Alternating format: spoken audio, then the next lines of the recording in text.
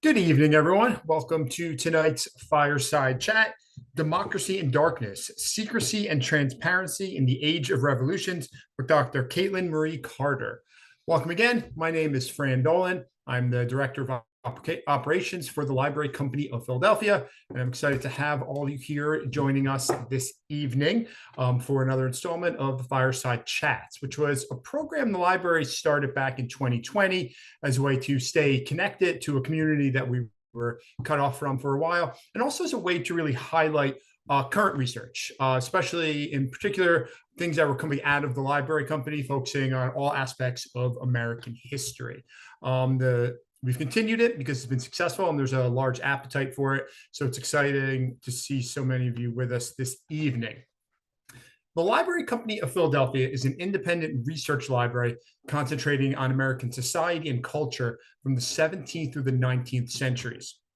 Free and open to the public, the Library Company houses an extensive non-circulating collection of rare books, manuscripts, broadsides, ephemera, prints, photographs, and works of art. Our mission is to foster scholarship in and increase public understanding of American history before 1900 by preserving and interpreting the valuable materials in our care. The Library Company connects with thousands of visitors annually, ensuring that the lessons of the past will continue to amaze, instruct, and inspire future generations. We serve a diverse constituency throughout Philadelphia and the nation, offering comprehensive reader services, an internationally renowned fellowship program, online catalogs, and regular exhibitions and public programs. The vast majority of what we do with the Library Company is free and open to the public, whether it be the exhibitions, programs like this, and the fellowship programs that we have that support scholars from all over. And much of that is made possible through our shareholding program. I think the shareholding program is really unique to the Library Company, that it goes back to the very founding of the organization in 1731.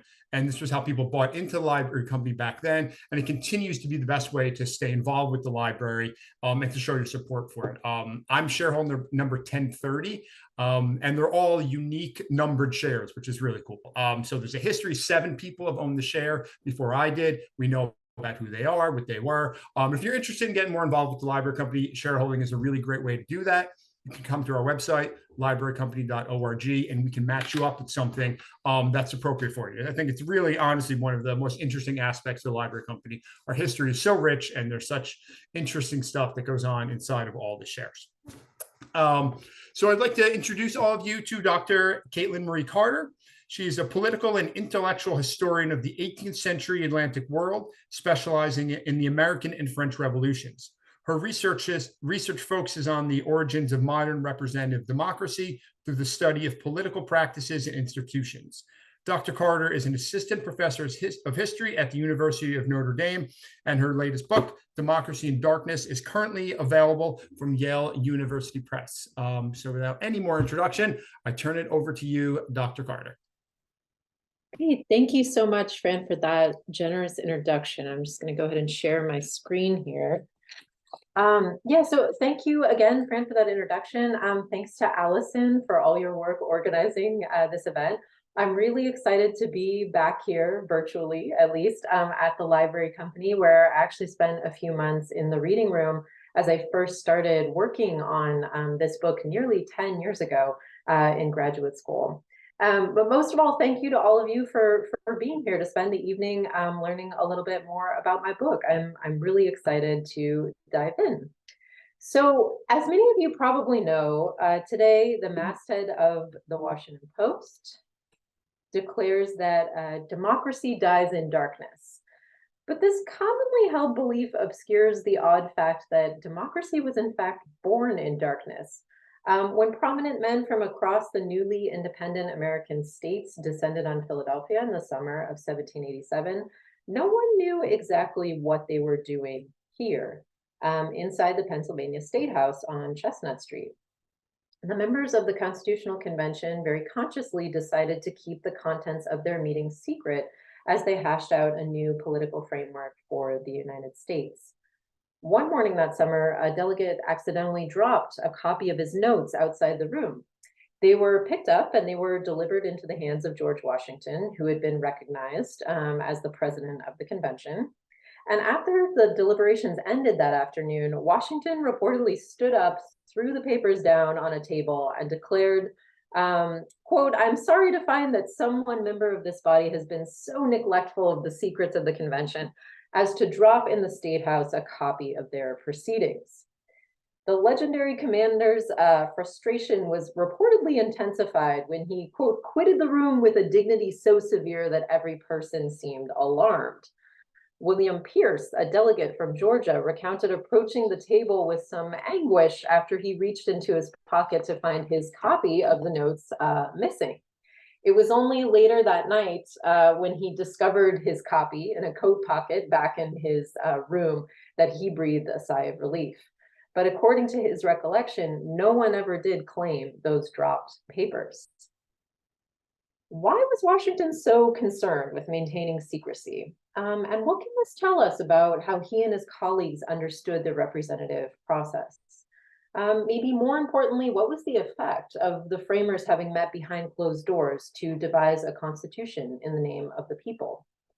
Almost all histories of the Constitutional Convention note that it was held behind closed doors, but they've not fully recognized the significance of this fact.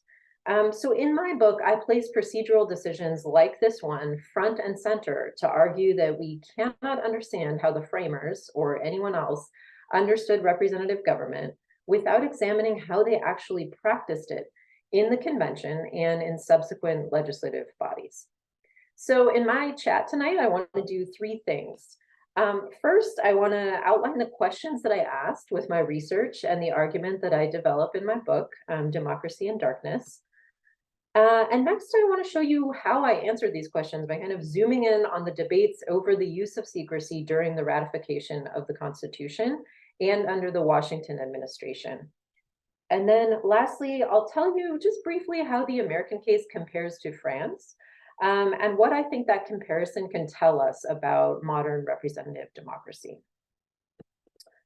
Okay, so my book is essentially about the disjuncture between how rhetorically central transparency was to representative democracy, and then the prominent use of secrecy in its practical application. So the book traces the origin of claims like the one found today atop the Washington Post, uncovering the way in which transparency came to be considered fundamental to representative democracy in the age of revolutions. But in my book, I show how in practice, this belief was at odds with the reality that secrecy was essential to the establishment of representative governments in both the United States and France. So by foregrounding political practice sort of over discourse and ideology, I argue that despite the rhetorical emphasis on transparency, it was actually the use of secrecy that ended up securing the legitimacy of newly created representative regimes. Commitments to transparency in the governments born of the American and French revolutions often resulted in losses of legitimacy and instability. Secrecy allowed for representative government to gain legitimacy as a democratic form by shielding much of the work of daily governments from the people ostensibly being represented. So the use of secrecy made it possible for elected representatives to take actions that did not always appear to be the most popular without losing their legitimacy as voices of the people. Now, in doing this, my book uncovers a paradox, really, at the heart of modern representative democracy, which is that at its origin, this government's legitimacy and stability depended upon a degree of secrecy that was simultaneously deemed anathema to the very type of government that it was bolstering. Now, despite this being a central and common issue to both the American and French revolutions, this is a topic that hasn't really been investigated transnationally. My book takes off from a recent revival and scholarship on the age of revolutions to tell a transatlantic history of political practice, placing the decisions that deputies made about the place of transparency and secrecy in government and the debates that they engendered really front and center. So it examines how founders like James Madison, George Washington, and Thomas Jefferson answered a question that we're still asking today. What does it mean to represent the people in government? And it further traces the thinking of French revolutionaries like Jean-Paul Marat, Jacques-Pierre Brissot and Maximilien Robespierre about the proper relationship between the people and their elected representatives. Most importantly, it takes up this task not only by examining what they wrote in a theoretical capacity, but by dissecting their daily decisions as they attempted to translate ideas into actual practices. In my book, I treat practices as really constitutive of concepts. So I try to push the political and intellectual history of these revolutions beyond the traditional focus on discourse and ideology. And in doing so, I argue that representative democracy is not merely an idea, but a set of practices that accrue definitional power over time. So the book really builds upon recent work in both the American and French contexts that has shifted attention to political practice. With the book, I try to bring to bear questions posed by intellectual historians, and I seek to answer them by applying the approach of historians of political culture. In the process, I build on scholarship related to two critical topics, I would say, in both the American and the French revolutions. The first is the history of the press and public opinion. So my research really aims to expand this scholarship beyond a focus on a public-private dichotomy to actually scrutinize the creation of these two distinct realms. And secondly, I draw on recent work that probes the instability of revolutionary ideas, especially the vibrant debate about the history of democracy itself as a concept. So before delving into the specific case study that I want to talk about here of the early American Republic, I want to just give you a brief overview of how that argument unfolds over the course of my book as a whole. So my story really starts in the mid-18th century when secrecy became a common concern in both the Anglo and French contexts, linked to fears of conspiracy, corruption, and despotism. And also, I'll note, heavily gendered female in this period. So just to give you sort of a taste of this, you can see on the left, I guess it would be on the right of your screen. No, the left of your screen as well. Sorry, screen sharing is a little confusing on that. But you can see there's a cartoon of British Prime Minister Lord North sitting astride a stream of corruption in Parliament. And then you can see on the other side, which is my favorite image from all of my research, a depiction of the discovery of King Louis XVI's hidden safe of papers during the Revolution, uncovering a skeleton in his closet. Now, English writers and American colonists, they pointed to the mysterious machinations of the king's ministers as sort of the root of otherwise inexplicable evils that they saw emanating from Parliament in the 1760s and 70s. And then you had both French and English reformers who referenced the tightly guarded governance of the Bourbon monarchy in France as characteristic of its despotic tendencies. Enlightenment writers in this period really emphasized dispelling darkness and the spread of knowledge as the social project of the age, and they championed emotional authenticity and transparency as a cultural value. Accompanying the intense suspicion of secrecy were emergent calls for greater publicity in government, particularly in representative institutions. Publicity, rather than transparency, was the term that most people used at the time to connote the opposite of secrecy. So it signified openness and accessibility.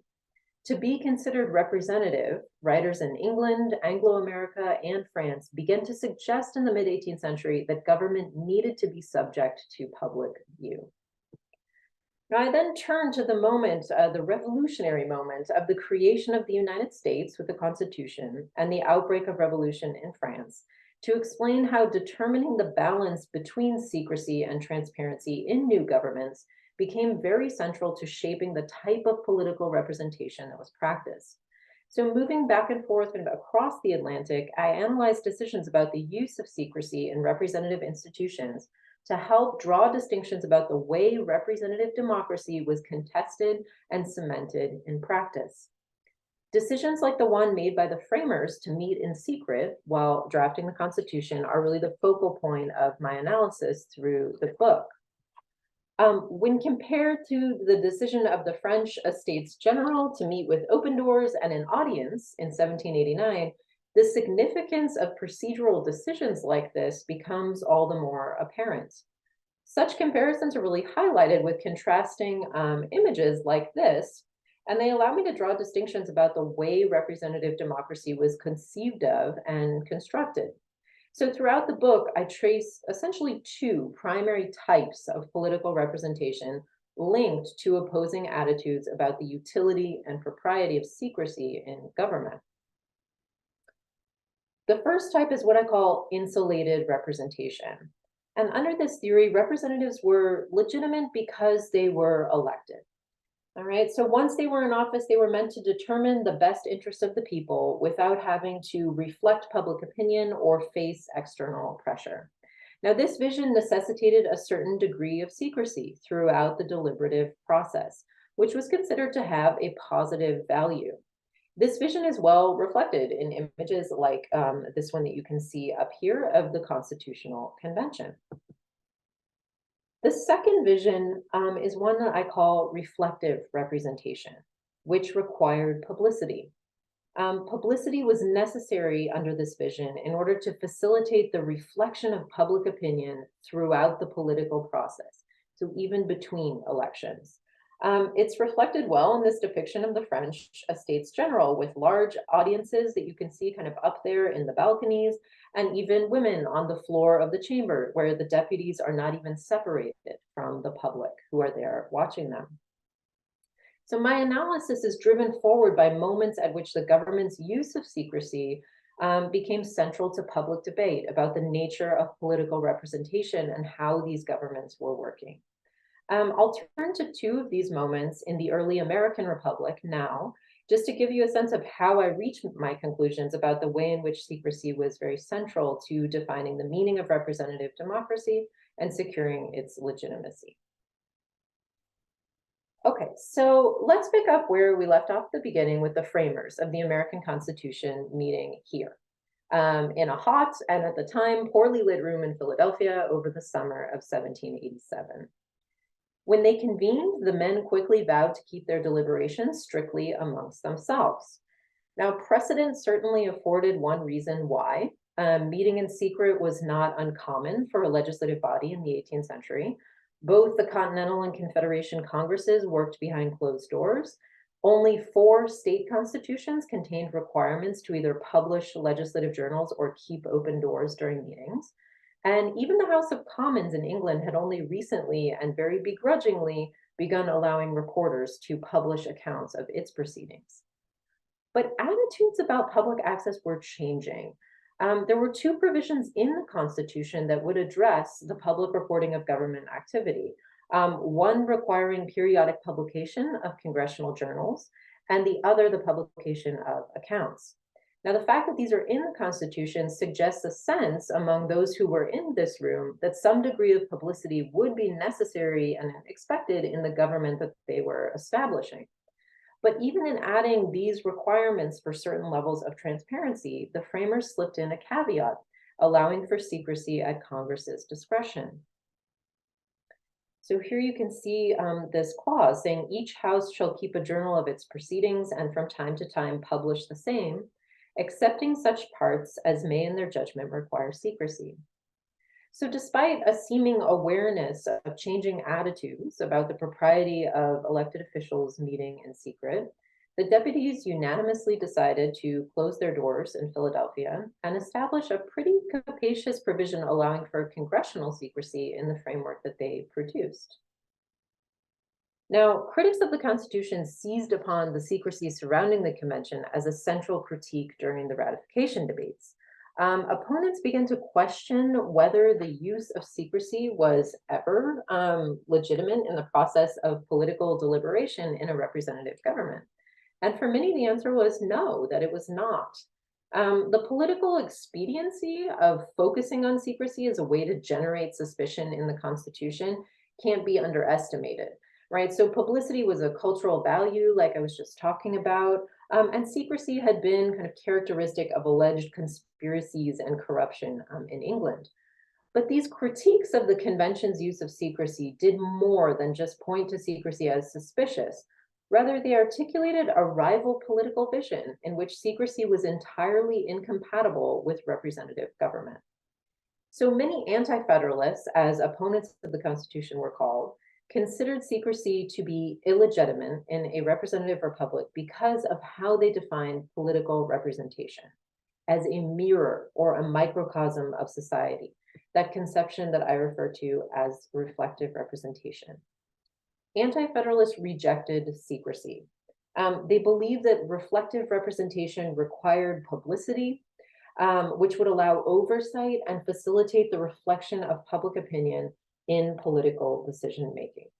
Now, they advocated frequent return of elected officials home, more numerous legislatures, shorter terms, and smaller districts. And though anti-federalists were a group that was retrospectively sort of constituted as ideologically coherent, most nonetheless did share this understanding of how representative government should work. They tended to agree that representatives should be bound to the people's will, and they believed that this vision needed to be guaranteed by mechanisms that actually facilitated that in practice. So their rejection of secrecy was a significant component of this vision that they held.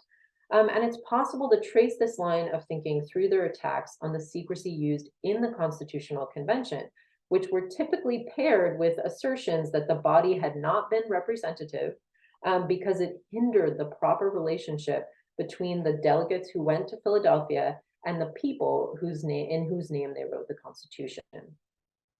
So not only would having access to the deliberative process have informed public opinion, as many argued, it would have facilitated the active participation in the crafting of the product. So in the spring of 1788, someone calling himself a plebeian pointed out in a pamphlet that because the convention's debates remained what he called an impenetrable secret, quote, no opportunity was given for well-informed men to offer their sentiments upon the subject. So now that the Constitution had been published, a free discussion, he said, had sort of brought to light its defects as well as its strengths. And the author used this to advocate that another convention should be called based on this open conversation. The Constitution was presented as all or nothing. Amendments were not to be considered as part of the ratification process. But many argued that deliberating on behalf of the people to produce a document in their name required their input. And this input could not be obtained when the process of deliberation was concealed and only a finished product was presented for the people's affirmation or rejection. So this debate over whether amendments should be allowed amounted to a contest over the degree to which the broader public should be involved in the process of lawmaking, or in this case, constitution making, in a representative government, in a republic. As early as the fall of 1787, right after the Constitution is published, there's an acrimonious back and forth on just this question that unfolded between the anti-federalist Cato, who was writing in the New York Journal, and the Federalist Caesar, who was writing in the New York Daily Advertiser. So Cato told readers to, quote, teach the members of that convention that you are capable of supervision of their conduct. The same medium that gave you this system, if it is erroneous, while the door is now open, can make amendments or give you another if it is required. 4 days later, Caesar retorted that the door was not always open for suggestions, and in fact, it was presently closed. He asked why Cato had not offered his expertise while the convention was meeting, at which point he insinuated the door had been open for alterations. Cato responded directly by pointing out that, contrary to what Caesar seemed to believe, the door during the meeting of the convention had quite literally been shut. Quote, the convention too, when in session, shut their doors to the observations of the community, and their members were under an obligation of secrecy. Nothing transpired.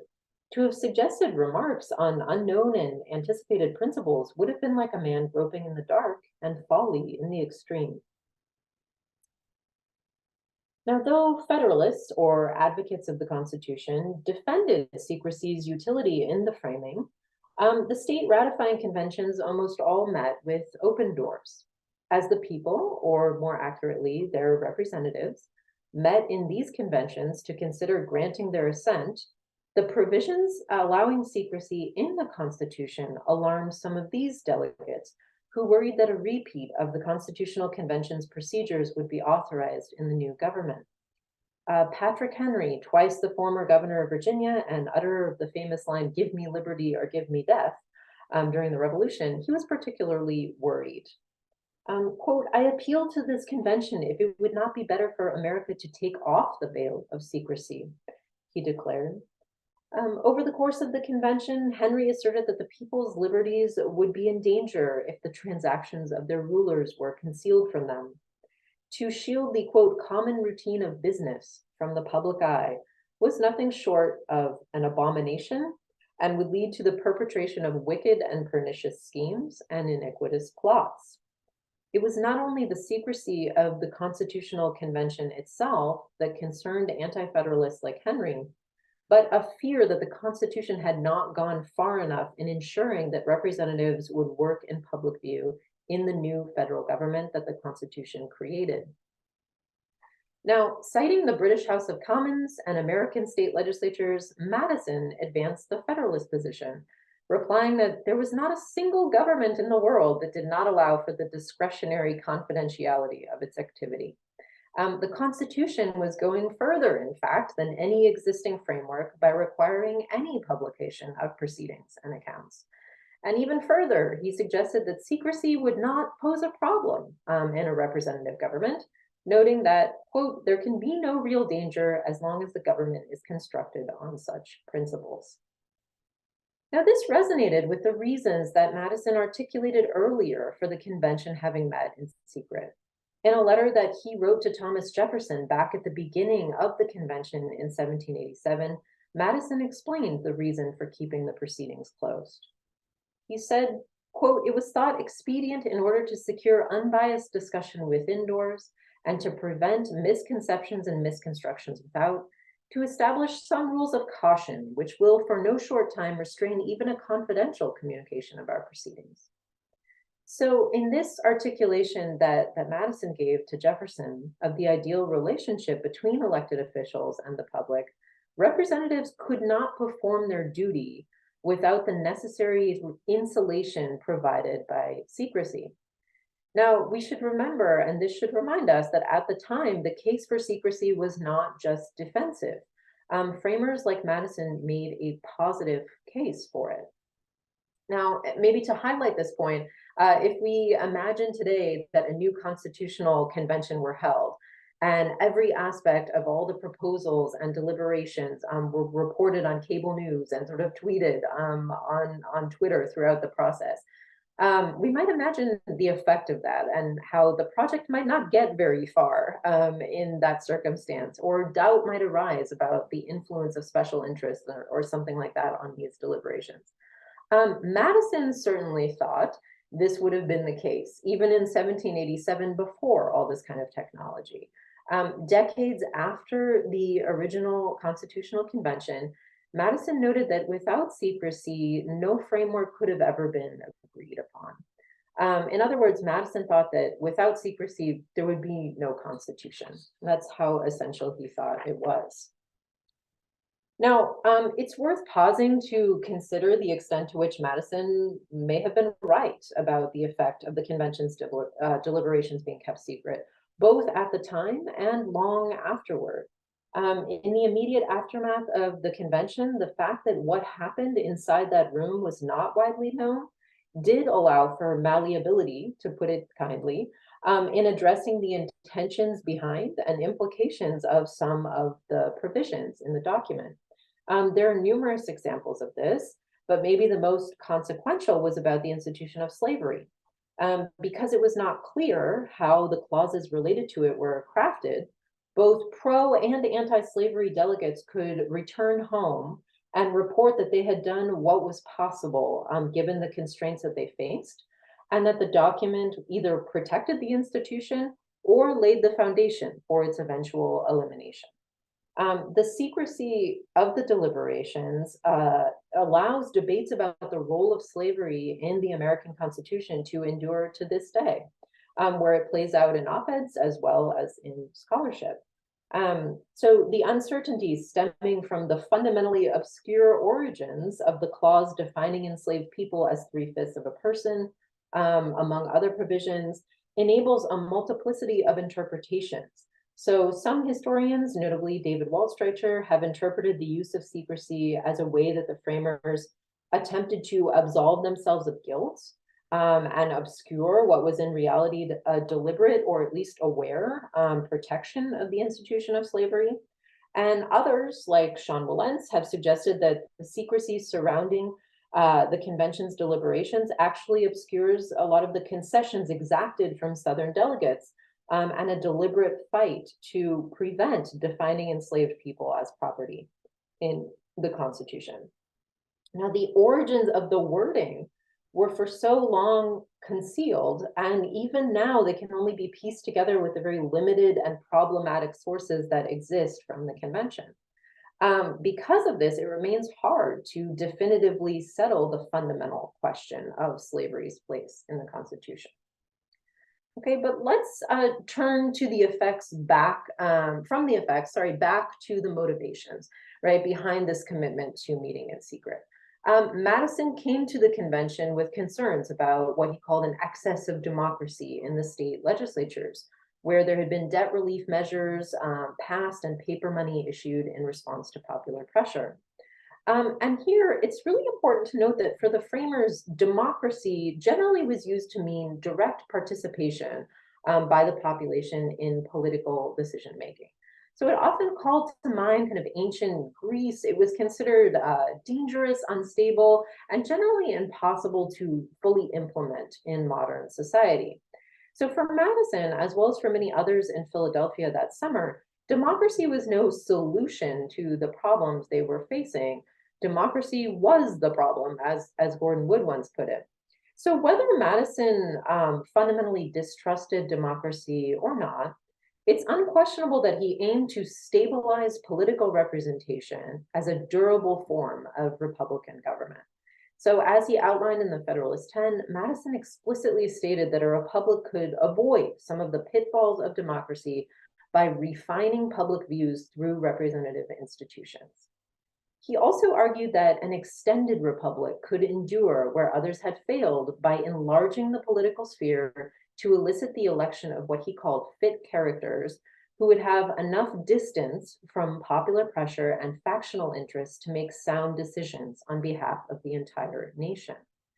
So shielding the details of political deliberation from public view, along with increasing the size and number of electoral districts, aligned with this vision of political representation. To put it simply, Federalists rejected publicity. They believed in this idea of insulated representation, which was aided by the use of secrecy in order to create that distance to allow representatives to deliberate without facing external pressure. Insulated representation meant that meant that representatives were made legitimate at the moment of election. Okay, after that, they were meant to determine the best interests of the people without having to bend to external influence. So secrecy became another crucial way to create distance to allow for legislative decision-making without ongoing pressure or influence from the unelected public. Now, Madison's a very interesting figure to follow because just a few years later, he appears to have changed his mind about secrecy, and some scholars have argued about democracy itself. So essentially, Madison sort of shifted from a federalist understanding of insulated representation to an anti-federalist understanding of reflective representation, and his thinking about secrecy evolved accordingly.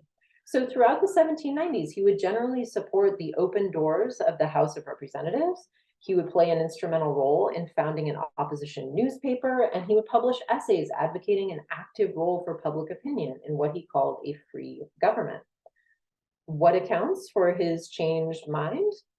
Well, the short answer is this guy, Treasury Secretary Alexander Hamilton, whose proposed policies to create a national bank, take on federal debt, promote domestic manufacturing, and pursue commercial rapprochement with Great Britain led former anti-federalists and some who had supported ratification, like Madison and Jefferson, to sort of form a new alliance.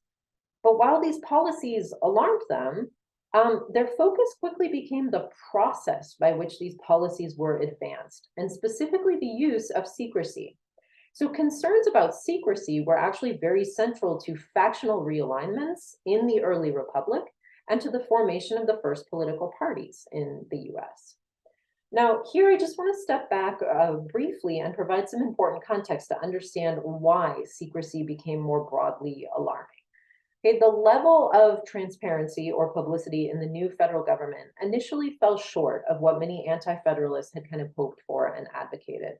The House of Representatives was open to the public from the beginning, but a federalist conception of insulated representation did persist there, where many topics were still discussed in closed session. And this vision predominated in the Senate, here, where the doors to the chamber remained closed until 1795. Considering the spaces like this one, where the Senate met in Philadelphia, and which daily political activity was carried out, and the mechanisms by which it was conducted, it's also evident that Washington and his administration viewed secrecy as an important tool for attempting to establish the executive as representative in an insulated sense. The president was not primarily interested in reflecting public opinion in his decisions, even if he was aware of the need to appear in public to solicit it. So to underscore this point, there's just a close-up of a rendering of Washington's inauguration in 1789 in New York, where he swore the oath of office in front of crowds at Federal Hall in Lower Manhattan.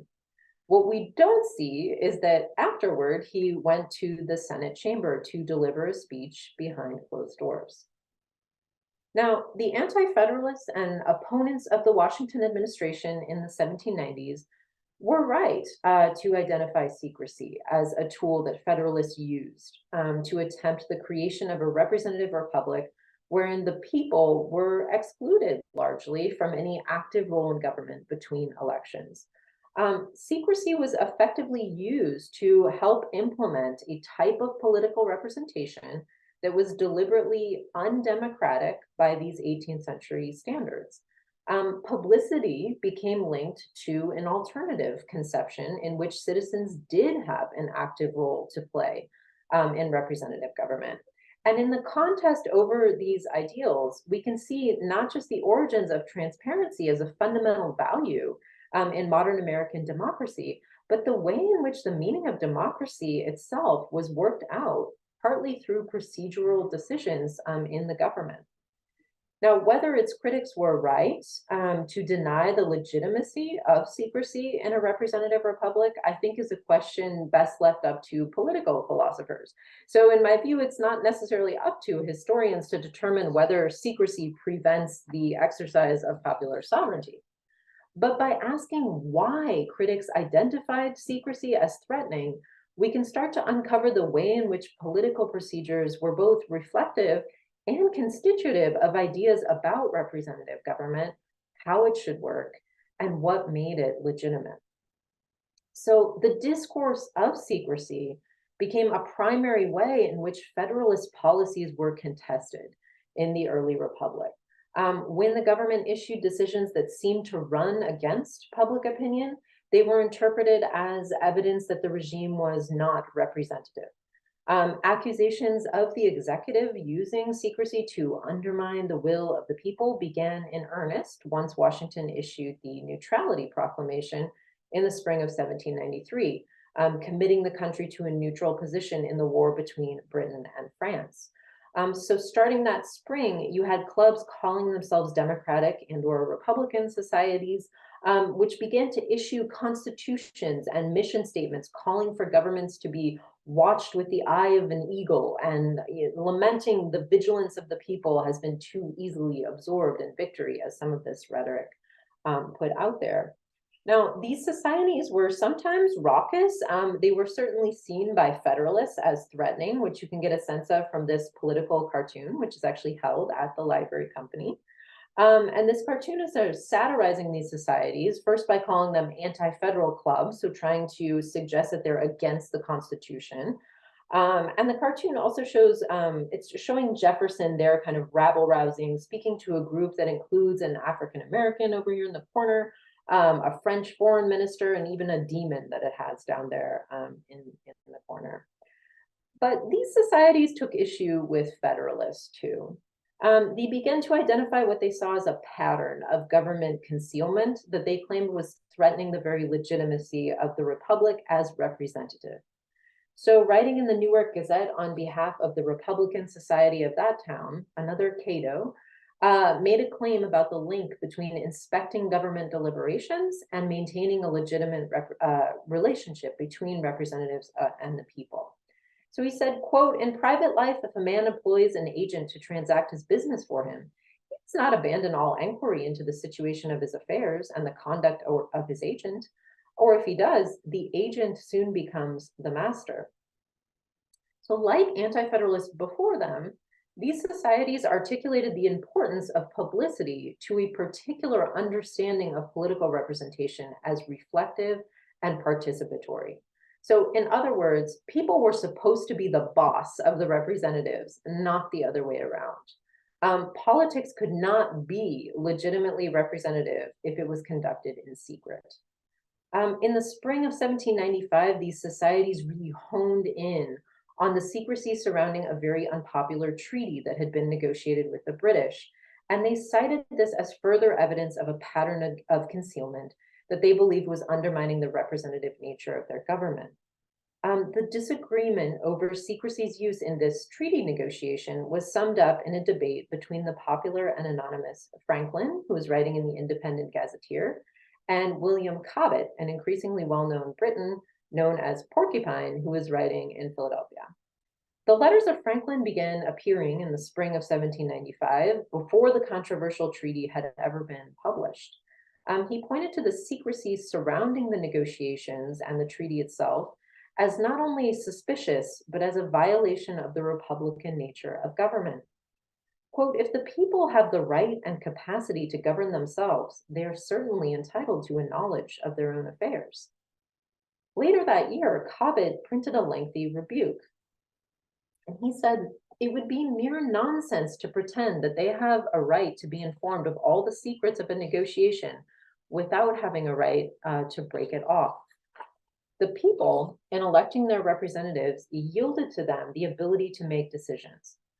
Knowing what was happening while not having the ability to stop or change it because they had already abdicated that power was essentially useless.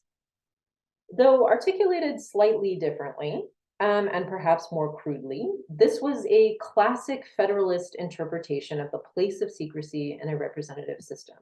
Publicity had little use if the people who could watch were powerless to act. So shortly after this treaty got ratified, the Senate opened its doors to a public audience for the first time.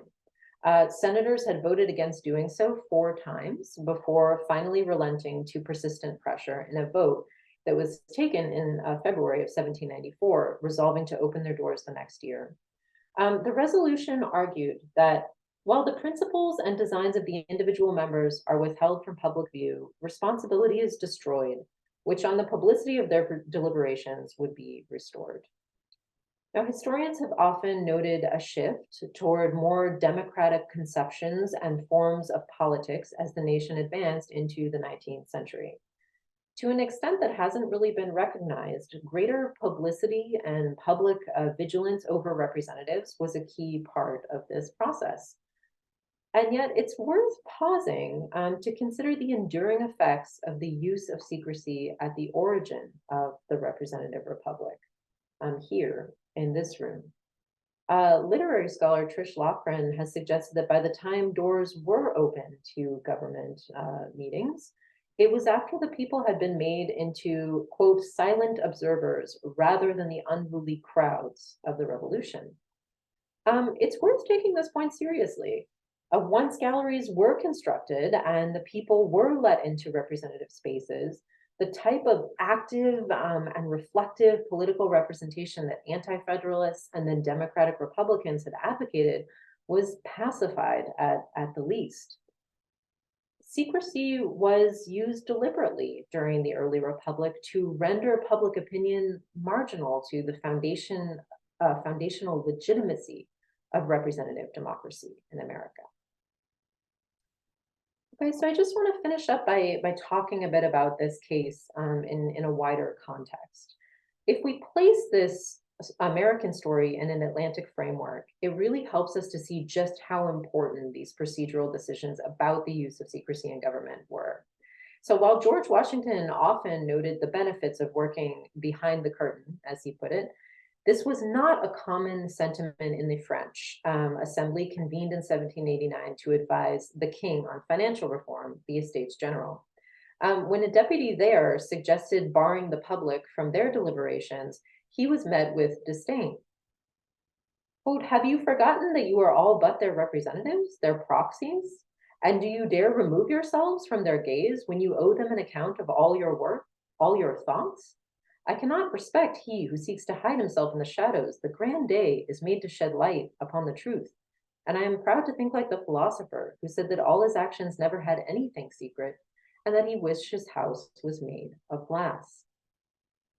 This kind of commitment to transparency really undermined the legitimacy of French representatives as voices of the people in cases where public opinion did not seem to align with the deputies' decisions, which were increasingly common as the revolution wore on. So while the American government opened more to the public over time, the French national assemblies trended in the opposite direction, closing more off from public view over time. But to return to the images that I was showing at the beginning, the decisions made at the moments of founding had a lasting impact on the way representative democracy was defined and understood in these countries. In navigating that tension between this Enlightenment imperative to eradicate secrets from the state and a practical need to limit the extent of transparency in government, revolutionaries in the United States and France determined the character and durability of representative regimes. In both contexts, secrecy, in the sense of limiting the public's view of government work, was strategically deployed and defended to advance a vision of political representation as legitimated solely in the moment of election, rather than an ongoing reflection of public opinion. However, pushes for publicity in government kept an alternate theory of political representation alive, contesting the legitimacy of newly created governments as voices of the people on both sides of the Atlantic. Though my book is partly a work of comparative history, looking at these two contexts, it's not primarily aimed at explaining the divergent paths of the French and American revolutions. Instead, I treat them together as contemporaries themselves thought of them, in order to explain both the unique aspects of each and the emergence of what we now call representative democracy. So by using decisions and debates about secrecy and transparency in government as a lens to try to understand the invention and evolution of representative democracy, my book explains how transparency became a cornerstone of modern democracies and the way in which state secrecy was deemed dangerous. These are connotations we live with today, and they're a direct result of a transformation in thinking that took place in the latter half of the 18th century. The question of what can legitimately be kept secret in government remains at the heart of contests over the meaning and practice of representative politics to this day. And I was just gathering some examples of, these kinds of questions that are there today. Trump surrounded by reporters and thinking about kind of the effects of publicity and the intense sort of media coverage and attention of politics, down to Hillary Clinton's emails and the questions of secrecy. As these debates about these issues intensify, political scientists tend to tie the question back to the meaning of democracy itself. Now, as a work of history, my research is not really aimed at producing a policy prescription or settling the question of whether secrecy promotes or diminishes democracy. Rather, I seek to explain how, why, and with what effect the question of state secrecy was linked to the meaning of representative democracy in the first place. Attitudes about state secrecy and transparency, like understandings of representative democracy, are not ahistorical, right? They've been shaped in different contexts over time. In the modern world, we largely still live within the discursive and institutional frameworks established in the 18th century, which I think should prompt a thorough investigation of their construction. Understanding the way that debates over secrecy and transparency played out at the foundation of modern representative democracy is essential to clarifying their stakes today. Thank you again so much. I'm really looking forward to your questions. Thank you so much, Dr. Carter. That was really, really interesting. The kind of the entire time you were speaking, I was thinking about the current ramifications. It was interesting to see you put that slide up there at the end, because the whole time my head is kind of spinning, being like, how would people react to any of these concepts today? In particular, the whole insulated representation idea. It's really interesting to, kind of apply that to today. And my inclination is that people wouldn't be all that into it, but yeah, you never know about how things would play out. But So yeah, I think you're right about that. There's a very strong aversion to secrecy in the government. absolutely. Um, what led you down this path of research? I'm always curious, kind of what brings scholars to to the point that they're at, and so how did you get there? Yeah, the reason that I actually started working on this project is because before I went to graduate school, I spent a couple years working in DC doing media relations for sort of issue-based campaigns. And during that process, I started wondering a lot about how representatives make decisions about policy. So, to what extent do they feel like they need to consult their constituents versus, vote their conscience or do what they think is the best? Thing. And then since I was involved in working with the media, I thought a lot about the role of the media in that facilitating that relationship between constituents and representatives. And so that's really what led me down this road. And I knew I wanted to study history, and I thought I'm going to go back to the origin of our government system.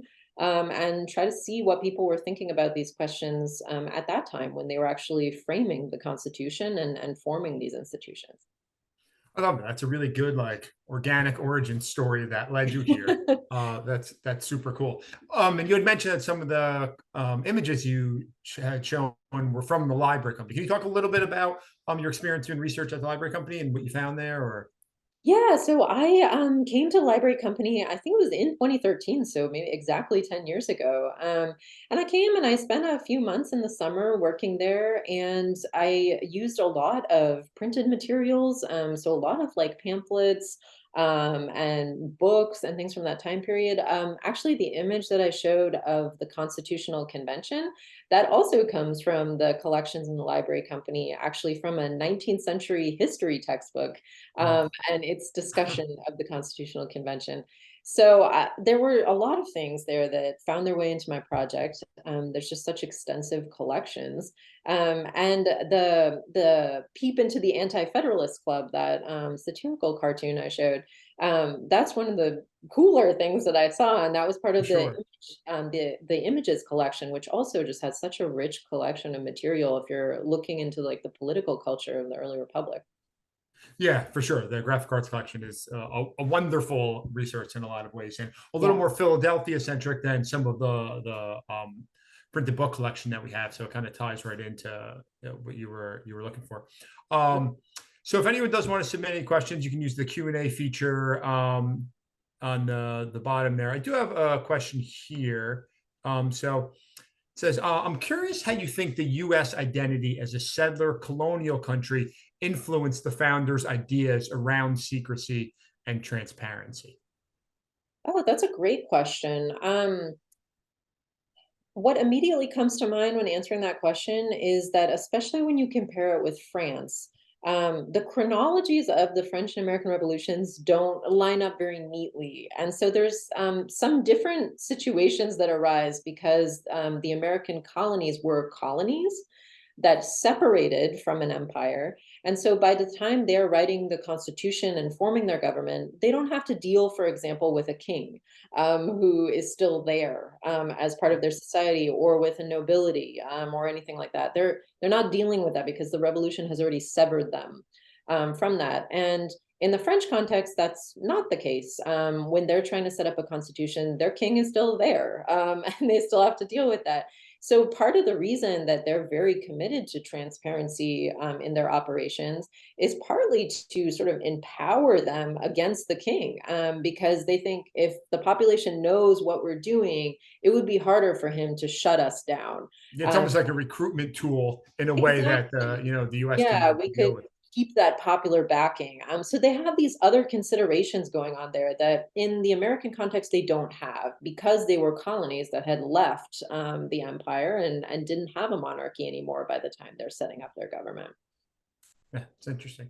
And well, we are nearing the end here. Is there anything else you'd like to let us know about, either about something on your work you didn't touch on tonight, anything you have upcoming that you'd like to mention? Well, something that I didn't get into too much in this talk, but that I talk about in the book, and I think we should think about a lot in our current situation, is just we value transparency so much as central to democracy's functioning, and I think sometimes we tend to forget about the potential downsides that can arise from it. So there's some discussion of this recently in terms of having so much public scrutiny on all aspects of politics that it almost becomes very performative and kind of spectacle. So the book also kind of touches on that and sort of thinking about that even back in the 18th century, some of these potential negative impacts of transparency. Interesting, for sure. Again, things resonating in today's society very, very clearly when you put it like that. So I'd like to thank you again for joining us this evening. I'd also like to mention our next Fireside Chat is coming up on December 14th. It is titled Loud, Naked, and in Three Colors, the Liberty Boys in the History of Tattooing in Boston. So that will be, again, on December 14th. And thank you again for joining us, Dr. Carter. It's been a really interesting talk, and I'm glad we had this opportunity to spend some time together. Hey, thank you so much. Have a great evening. Take care. Good night, everyone.